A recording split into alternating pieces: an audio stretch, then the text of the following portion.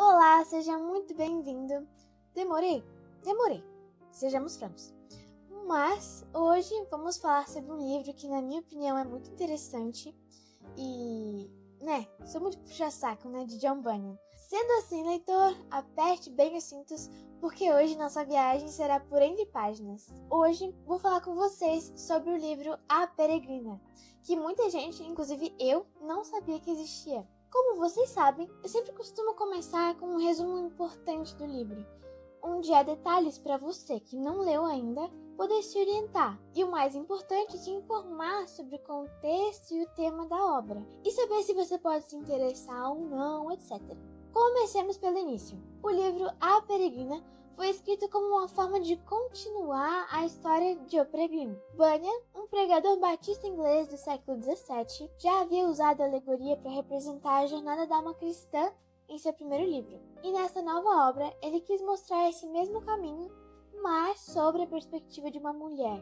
Algo muito interessante a ser ressaltado é que a obra foi escrita num período de grande perseguição religiosa na Inglaterra antiga entre aspas, época em que Bunyan chegou a passar anos preso por pregar sem a licença exigida pelo governo. Durante esse tempo, ele escrevia de forma simbólica para instruir e encorajar cristãos comuns, especialmente aqueles que, como ele, enfrentavam dificuldades para viver sua fé. Assim, A Peregrina reflete tanto sua experiência pessoal de perseverança, quanto seu desejo de mostrar que a caminhada da fé é universal, independente do gênero, e que todos enfrentam provas, tentações e aprendizados no caminho. O livro A Peregrina narra a jornada espiritual de Christiana, a esposa do personagem principal do livro anterior, O Peregrino, que é o cristão, Depois de ouvir sobre a experiência transformadora de seu marido, ela decide seguir o mesmo caminho em direção à cidade celestial,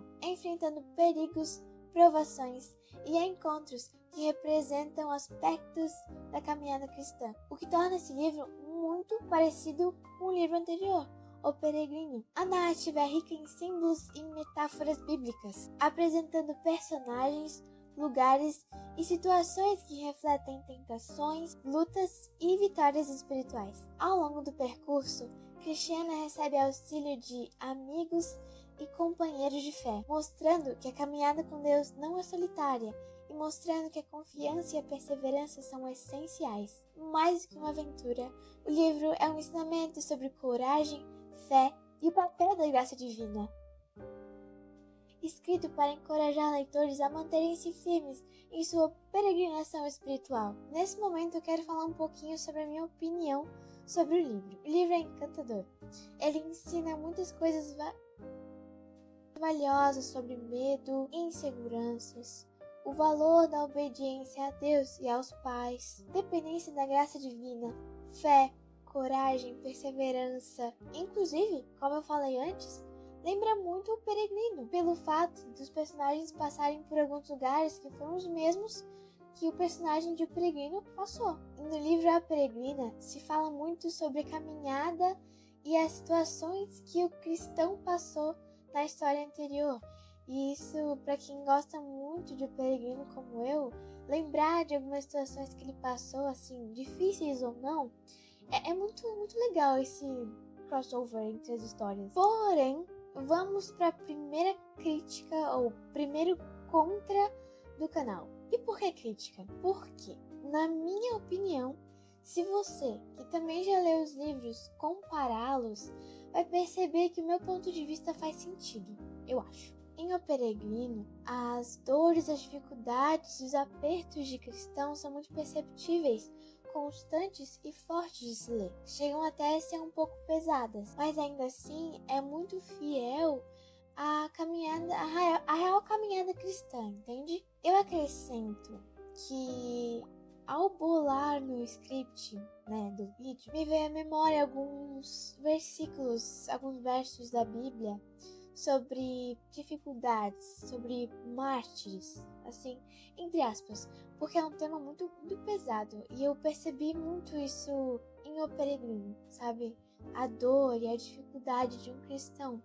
Mesmo que Deus esteja com você e Ele nunca vai te deixar, Deus não vai te deixar viver como se estivesse já no paraíso, entende? Você ainda tá nesse mundo caído, entende? E ser um cristão nesse mundo perturbado é sofrido, realmente sofrido. Como diz em Mateus 5,10, bem-aventurados os perseguidos por causa da justiça, pois deles é o reino dos céus. Também em Apocalipse 2,10, não tenha medo do que você está prestes a sofrer. O diabo lançará alguns de vocês na prisão para prová-los, e vocês sofrerão perseguições durante 10 dias. Essa parte é muito bonita.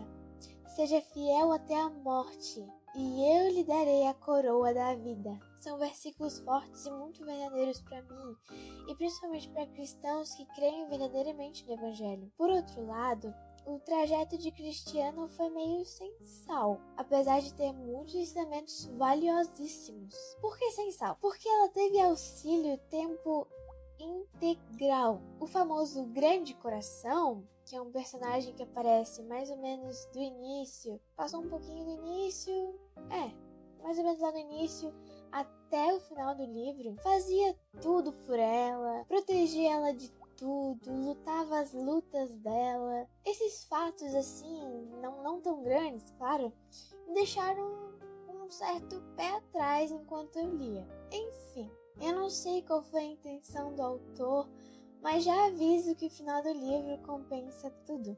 Eu espero muito que eu tenha te convencido a ler esse livro maravilhoso, apesar da mini crítica. Que Deus abençoe plenamente sua vida e que você tenha uma ótima leitura.